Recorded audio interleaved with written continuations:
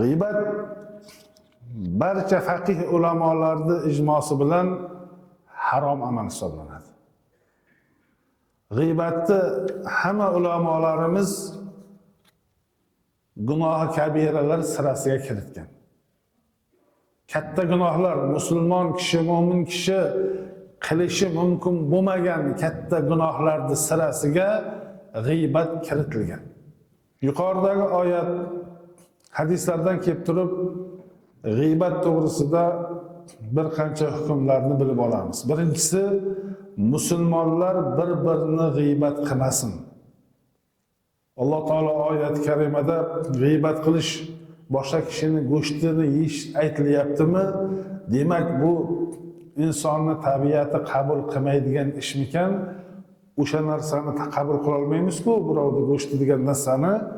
Ani endi uni gapirishlik ham, obro'sini to'kishlik ham, g'iybat qilish ham xuddi o'shanday musulmon odam uni tabiati qabul qilmaydigan ish bo'lishligi kerak.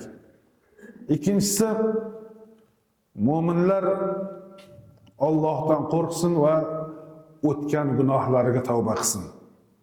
Xususan boshqalarni g'iybat qilib qo'ygan bo'lsa tavba qilsin. Shu yerda mana oyatdan kelib chiqib, mo'minlar Allohdan qo'rqsin va o'tgan gunohlariga tavba qilsin deyapti. Ya'ni inson gunohdan xoli emas, xatodan xoli emas. Bilib, bilmasdan, adashib, xato qilib, ba'zan qasddan gunohlar sodir bo'ladi. Buni yechimi nima?